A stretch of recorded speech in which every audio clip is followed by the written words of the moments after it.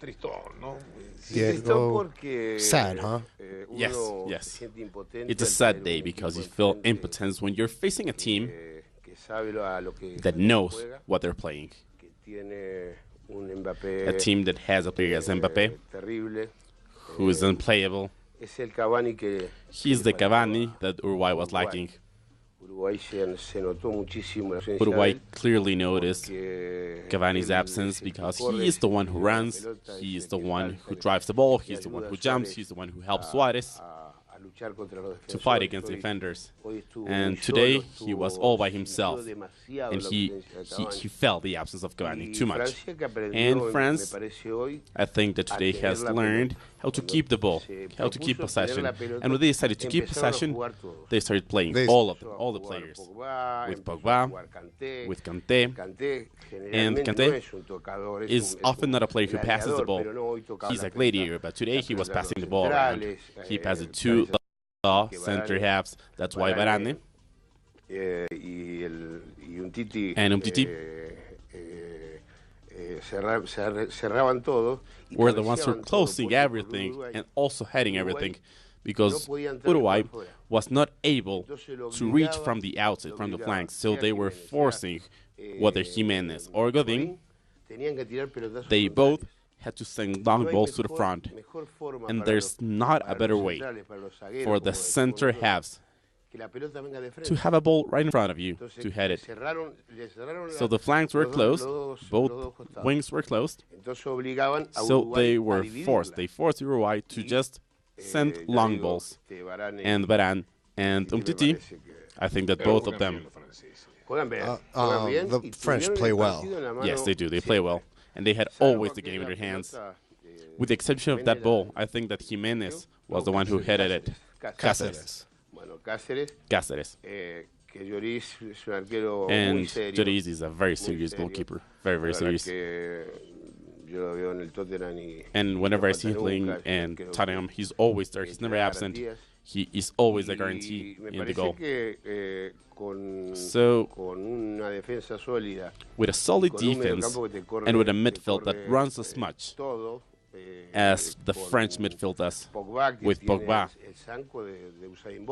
who's just as fast as Usain Bolt, I think, and together with Mbappé, that we also need to compare him with Usain Bolt when he runs it forward. Then he starts from 0 to 120 in a second. And he is completely impossible to mark. Today, he used the ball, and then he crossed it to the back with Laxalt, who was the winger, who was the right winger, and no one was able to catch him because no one is as fast as Mbappé. Giroud or Griezmann, when he crossed the ball to the back, Mbappé, they were just sprinting from the middle of the field. So here, it becomes more difficult when he is the one with the ball. Because he's not afraid. He's not afraid to dribble, and he's 19. Nothing worse from a game that starts with an accident. Because 1-0, you know. Exactly, because until the end you keep losing, as it happened with Colombia. But these things can happen. They've happened to me. In Fujairah, I was winning 1-0, playing away, and the last cross, the keeper missed it, and then they equalized the game 1-1. The keeper was crying, of course, but these things happen in a game of football. As you can miss a penalty, for example. Then comes a little bit of impotence. You can't tell beforehand, huh? Yes, not so much with the national team, but when I played in Napoli, I did feel this. We were beaten at home 3-1 and then 5-2 in Brema. And I felt so much impotence on the field because I knew that we were not able to attack them.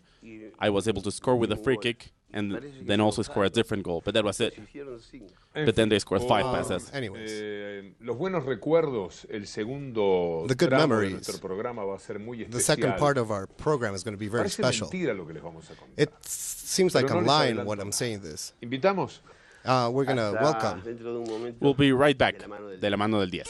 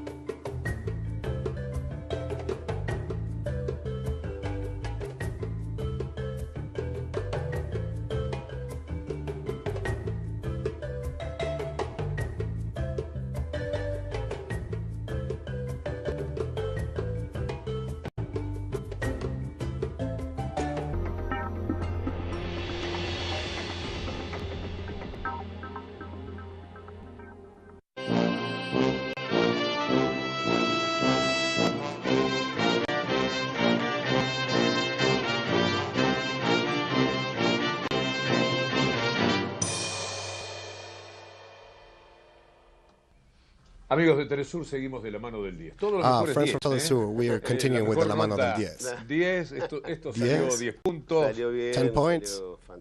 Yes, it was great. It was fantastic. De la mano del 10. De la Mano del Diez. And we're happy with this. Que usted un poquito adelantó. We're going to see something that you kind of already previewed. La camiseta de Argentina en cuartos de final. Ya que estamos Argentina shirt in the quarterfinals.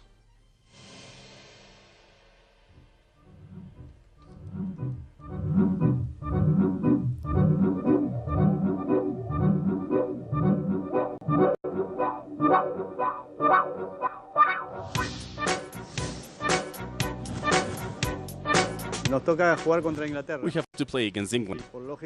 And of course, when you play against England, FIFA tells us that we need to wear our blue shirt. And Rubén Mochera, who was the manager of the Argentine delegation, participated in the 1986 World Cup.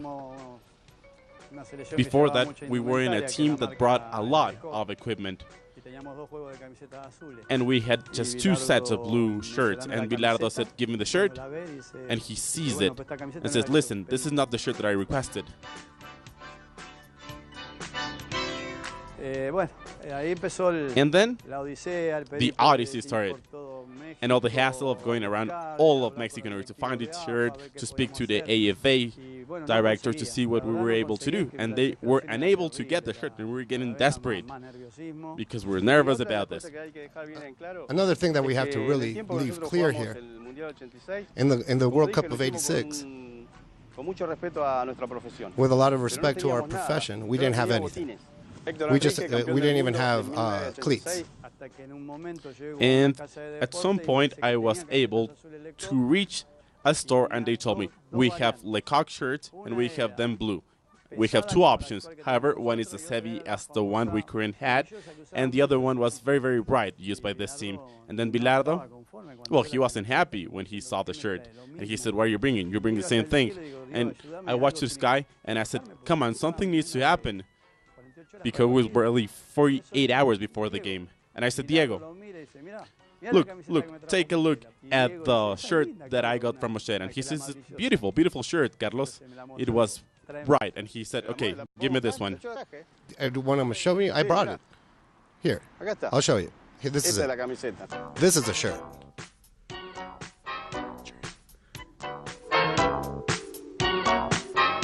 And for me, it's one of the most beautiful shirts that I have, without a doubt. The shirt was nothing but blue, with the Lecoq logo, and we needed to add the shield, we needed to add the number, and then all the odyssey with different people from America de Mexico helping us there, and even the maids, they were helping us to sew the shields in a room. Okay. They're knitting. They're building all the shirts. How nice. Look at that. We don't even have the numbers on it. And the numbers, well, America gave us some numbers. They were kind of bright as well. And they were from American football because they were big and bright numbers. And this was what made it different. The truth is that they did a great job.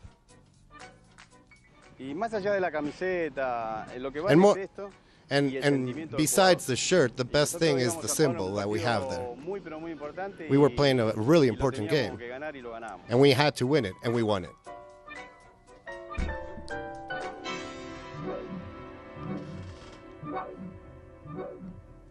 Me quedó corta la historia. The story was just short. Listen, I'm going to tell you the rest of it. Everything they told us is true. The lads are telling the truth. Borucha was showing a shirt, and Mochela told me, "That's it, Diego. Diego, I've been through all of Mexico, and I haven't found another one. I'm going to show it right now to the one with the big nose, and please, please, please, just make it as if you are near and look the shirt that you're going to use it against, you're going to wear against England." And it was just 24 hours away. And this is, without a doubt, the shirts that became world champions. Because they were telling us, well, the mates were asking us, where do we need to sew the badges? And they were the cleaning ladies, and they didn't know how to do so, and they didn't know how to set the numbers. And then we brought the people from America to lend us a hand. Listen, and the ink they needed in order to put the numbers, it was very, very bright. So we were somehow helping the ladies because they were heroes for us. We just wanted to look good as well. And this shirt, the shirt that Negro is showing here, well, I came to my room and they were asking, like, what is this? What the hell is this, Diego? Where did you get this? Like at a birthday party or something?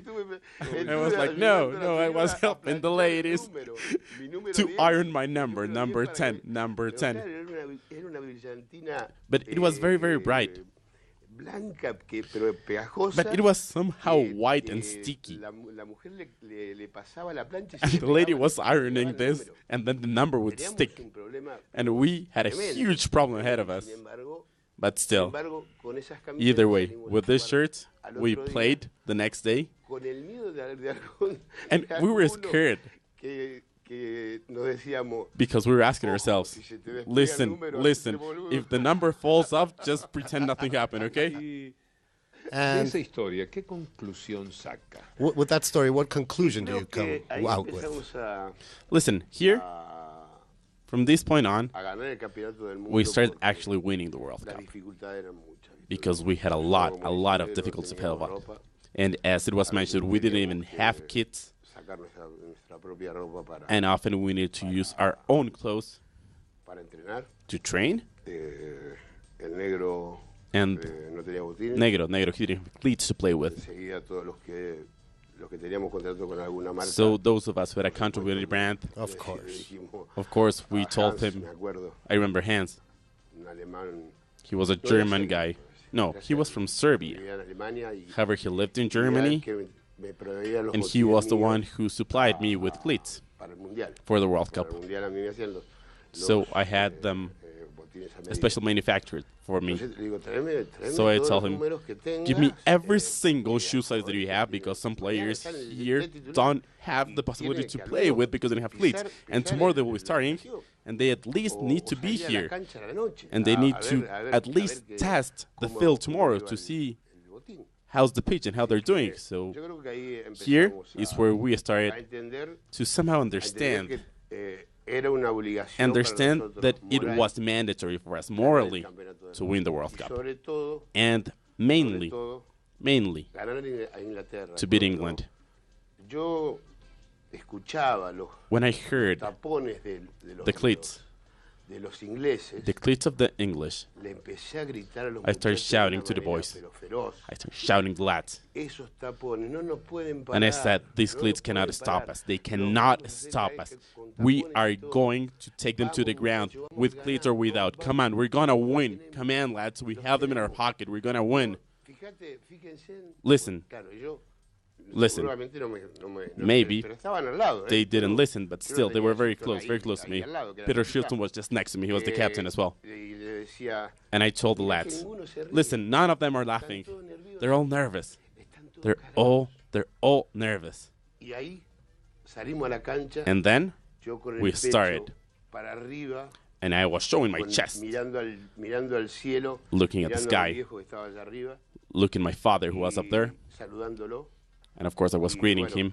And then, when we were already in formation, I started shouting once again. Come on, lads, come on. We're just one step away. We're so close. Be calm. And also, I told them, today, I'm going to play the best game of my life. And Tata looked at me, Tata Barão. And he said, I'm going to kill them then. I'm going to kill them. Listen, I'm going to use my head. And then Cabezón. I'm playing with Lineker. And I said, if Lineker scores past you, if someone scores past you, and then Lineker, who scored the goal, and the other one, Oraticochea, was able to head it away because he had a lot of her, and he was able to head it away. But still, with England, we played the perfect game. However, Robson, I think that was his name, he subbed in Barnes, and Barnes was through the left wing, and we were playing with a stopper, so he was playing behind Justi, and that's why Negro Enriquez had to tackle him. And he crossed the ball 2 or 3 times. It was very, very dangerous. But still, we were also there. We were also attacking. We were passing the ball. You were always better than England. Huh? We were. Throughout the game. I had the chance that I played the game with the wind in my favor. And then I watched the game with my grandson, and my grandson asked me, weren't you afraid of them? They're so tall. And I told him, no, listen. I just thought that the ball needs to be passed to my teammate, or either I dribble past them. And I was asked by him, what does it mean to dribble past them? And I said, look the one in front of you in the eye, and then you trick them. You fake it as you're going to the right, and then you go to the left. And he said, were you tricking all of them? And I said, no. I tricked them in that single play. Come on. Many other times they stripped the ball away from me. But still, both myself and the team both had the conviction that the one who lost the ball had to recover it as soon as possible. In order to avoid England from playing the game. This leaves me something that we can talk about. The sounds of the English with the cleats and going like tanks in war when you hear the sound boom, boom, boom, and they go through mountains and so, and they seem they're going to go through everything. Don't downsize because of that. Exactly, I was saying that it doesn't matter. Don't mind the sound of the cleats. I used to play with 6 cleats, and they were aluminum cleats. But there were other players who could not play with these type of cleats. It was difficult for them. They wanted to use plastic ones, normal ones. Sometimes you just see someone on not that game, but on the line or something going into the game. Yes, of course. I saw them. I saw each one of them. I saw the English, and the English seemed that they thought that I was going to greet them. No, I was just looking at them to see if they were shitting their pants. You were trying to understand them. Yes, I looked at them, and then they looked at me and immediately took their head down. And I say this Because this team was created on the field. This team, they had the collaboration of Tata Brown, who had an injury in his shoulder. Ruggeri had some pain in his ankle that wasn't completely cured yet. And then with Tapia, we had 1-1, and it hit the post. 3-1, huh? 3-1. It was the right thing to do. And then after doing so, he had a strain. I said, come on, why don't you continue? And he said, oh no, I'm injured, come on. I forgot. I apologize. We had to do something a long time ago, but this is so nice. I love this as well. Let's come back in a little bit. We'll be right back de la Mano del Diez.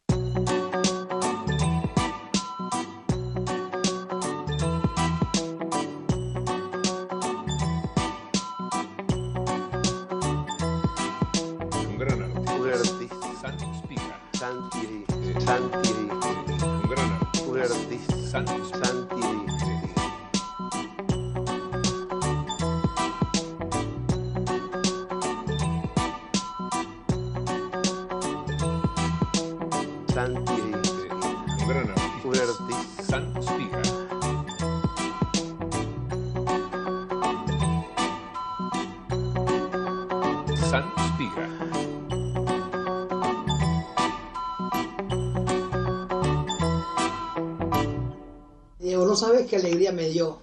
Diego, you didn't know what a joy it was for me to listen to the message that you sent us. We're missing you so much. You always put in the word where it should be. Thank you so much, Diego. Come on, come see us when you come to Buenos Aires. Come visit us. We need to see you. Come on. Are you gonna come home? We love you. Thank you very much. The greeting from Eve de Bonafini. One of the mothers from Plaza de... Yes, I remember sending my regards, and I also had a program in the radio with her, and when I come back to Argentina, I'm going to visit her. Eve, they will never shut me up. I said something before something happened in FIFA. And the same thing I will do with you. I will be there with you until my death, next to Madres de Mayo, who fought so much for the children stolen from you. Let's go back to football right now. Oh no. No le ha dicho que no a nada de lo que le hemos pedido aquí. He has never said no to any request we've asked him. Estos europeos, por lo menos no sufrimos, que sea lo que Dios quiera. Tomorrow, 2 European teams play. We're not going to suffer. We were going for everybody, but now they're all gone. They're all gone. No more suffering for us. But still, tomorrow, England, Sweden, and Russia with Croatia. I think that England, Sweden, England, England, Sweden, and Russia. And Russia, Croatia. Russia, Croatia. That is a very difficult game. Very difficult game. You know why? Croatia is playing well. They have been playing well throughout the court. But Russians will never forget that they defeated one of the possible world champions of this occasion, one of the favorites. Was it always hard to take over Moscow? Always, always difficult, always. And I think that they are doing a great job. They're a little bit mediocre, but they're always there. They're always trying their best. It's a block of players running. And about this, the rumors that they're stopping, that Russia's running more. But what do you expect from them if they don't run? Come on, tell me. Tell me, those so smart, those who put the numbers and those with the stats. Tell me, if Russia wouldn't run, what would they do? Are they going to, I don't know, drink some water with the manager? Come on, boys. Let's do things right.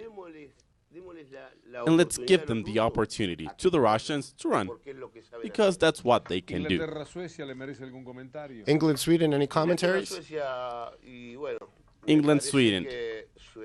I think that Sweden is going to defend throughout the whole game. They will counterattack as much as they can. However, the English lads, they also ran, and some of them play very well. And I think that England here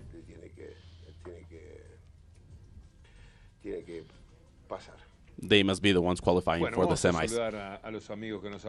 So let's say hi to some of our friends that help us out. Canal Cultural in Colombia. A big hug. I send you a kiss.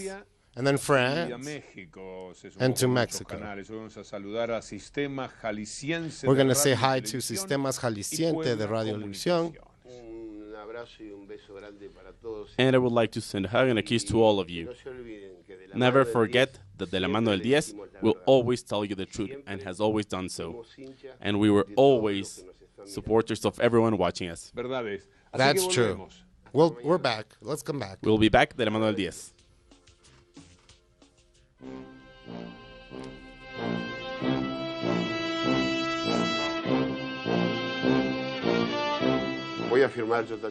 I'm also going to sign the shirt that Ronaldo signed.